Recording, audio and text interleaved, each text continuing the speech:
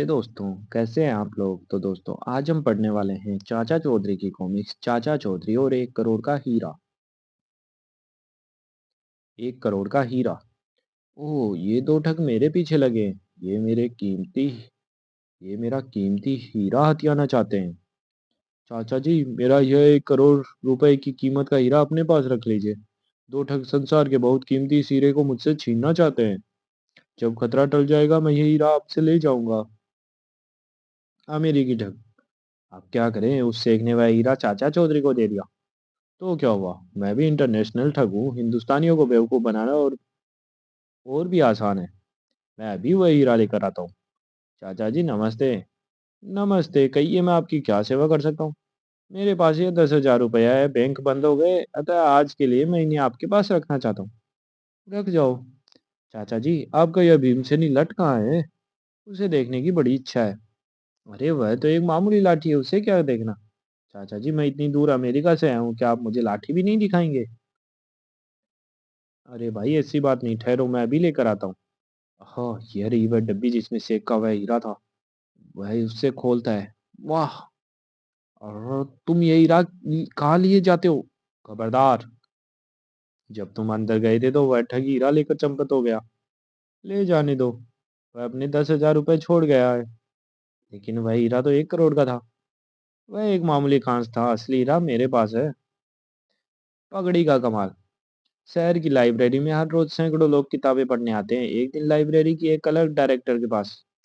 Sir, कुछ दिनों में लाइब्रेरी से किताबें चोरी हो रही है। यह तो बड़ी गंभीर बात है। यह न सिर्फ सरकार का नुकसान है बल्कि उन लाखों लोगों का नुकसान है जो वे चोरी नई कई पुस्तकें पढ़ना चाहते हैं। आखिर ये पुस्तकें चुराता कौन है? क्या पता सर, दिन भर में सही यही सैकड़ों लोग आते हैं। हम हर किसी की तलाशी तो नहीं ले सकते। यह समस्या तो बड़ी पेचीदा हो गई। और जब कोई समस्या बड़ी पेचीदा हो जाती है तो उसे एक ही आदमी हल कर सकता है और वह है चाचा चौधरी। मैं उसे लेने जा रहा हूँ। चाचा जी, हमारी लाइब्रेरी से किताबें चोरी हो गई और चोर आपको पकड़ना है। आओ देखें वह कौन है जो जनता का नुकसान कर रहा है। चाचा जी, आप यह क्या कर रहे हो? मैं फर्श पर वैक्स यानी मोम मल रहा हूँ, उससे फर्श चिकना और फिसलना हो जाएगा। अब इसका कमाल देखना। ओह भाई, जरा संभल कर। ओह, वह रहा चोर। यह अपनी बड़ी पगड़ी के नीचे किताब छुपाकर सबकी आंखों में धूल झोंक कर निकल जाता था। इसको पुलिस के हवाले कर दो। साबू की रजाई। चाचा जी, इतनी रुई किस लिए ले जा रहे हो? व्यापार शुरू कर दिया क्या? अरे नहीं भाई, सर्दी आ गई, साबू के लिए रजाई बनानी है। अच्छा, अब मैं चलूं? लो भगवान, रुई आ गई, साबू के लिए रजाई बना दो। मर गए, इतनी बड़ी रजाई बनाते तो मेरी कमर टूट जाएगी। साबू की रजाई बनाने में चाची ने दिन रात एक कर दिया और कुछ दिनों बाद लो, रजाई तैयार है, साबू को बुलाओ। साबू, आज रात तुम यह रजाई लेकर सोना, ठंड नहीं लगेगी। ठीक है, रात को। चाची, यह रजाई तो छोटी है, पैर बाहर निकल जाते हैं। अरे इसमें मेरी कमर टूट गई जैसी है, उसमें गुजारा करो। थोड़ी दूर। चिनमिन, साबू की क्या खबर? चिंचा, वह रजाई लेकर सो रहा है। ठीक है, मैं एक ही हाथ मारकर उसका सिर धड़ से अलग कर दूंगा। आओ। साबू, तेरी मौत नींद में ही लिखी है। धड़ा। ओह, यह गया। साबू, तो फिर उस रजाई में कौन सो रहा था? साबू रजाई उठाता है। कोई नहीं, चाचा जी ने मुझे बता दिया था कि आज की रात खतरे की है, इसीलिए मैंने वृक्ष का तना रख दिया था। भागो। मुछड़ देते। साबू, यह किस किस इसकियों की आवाज आ रही है? चाचा जी, इधर देखिए। सू। क्यों, तुम कौन हो और इतनी दुखी क्यों हो? मैं पातालों की सूर्यमुखी जाति का राजकुमार हूँ। मेरी पत्नी स्वप्ना को मुच्छर देते उठाकर ले गया।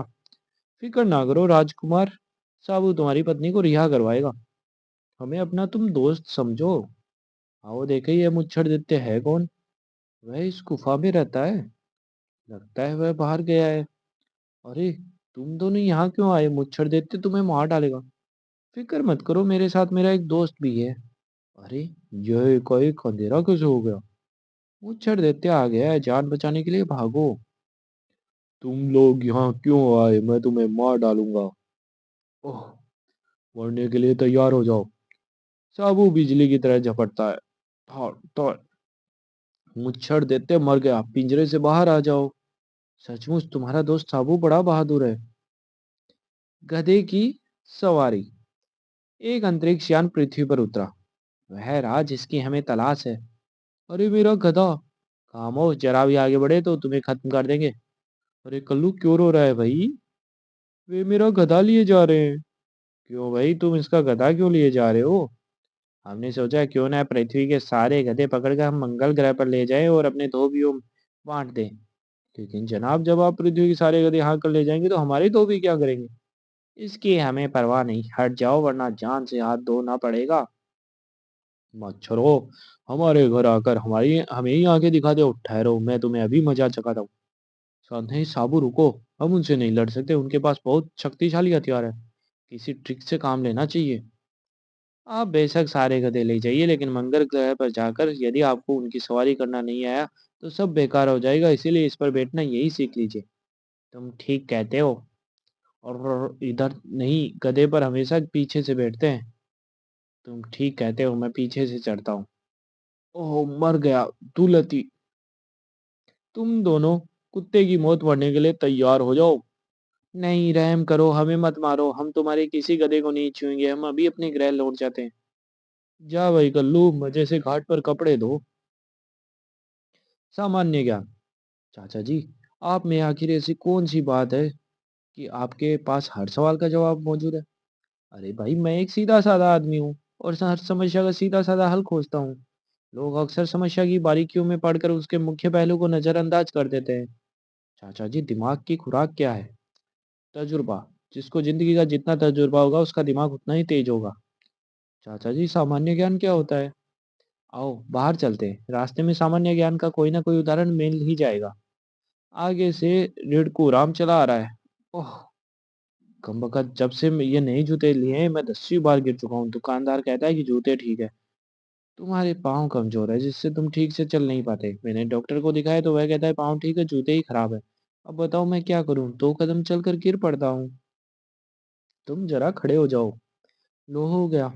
अब इन जूतों को उतारो। लो उतार दिए। अब इन्हें अदल बदल कर पहनो और चलो। कुराम, देखा, अब तुम कभी नहीं गिरोगे, तुमने जूते उल्टे पहन रखे थे। साबू, देखा तुमने, दुकानदार और डॉक्टर समस्या की बारीकियों में उलझे रहे, किसी ने नहीं देखा कि कुराम ने उल्टे जूते पहन रखे हैं। सेल्समैन। अरे भगवान, एक कप चाय मिल जाए तो बड़ी मेहरबानी होगी। चाय किसमें बनाऊं, घर में चीनी ही नहीं। यह बात तुमने पहले क्यों नहीं बताई? तुम तो दुनिया भर के झगड़े फसाद को सुलझाने में लगे फिरते हो, घर की कोई शुद्ध हो तो तुम्हें बताऊं। फिक्र मत करो, मैं अभी चीनी लेकर आता हूँ। वो ठक ठक। क्या है? मैं ये जाले उतारने के ब्रश बेच रहा हूँ। नहीं चाहिए।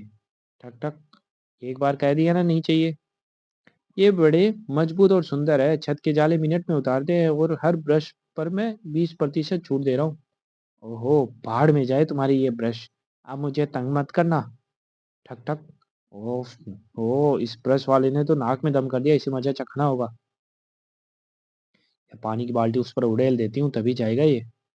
ओह, मैं जो चीनी लाया था भगवान, तुमने पानी डालकर उसका शरबत बना दिया। तो दोस्तों, इस कॉमिक्स का ये भाग यही समाप्त होता है, मिलते हैं इसके अगले भाग में। धन्यवाद।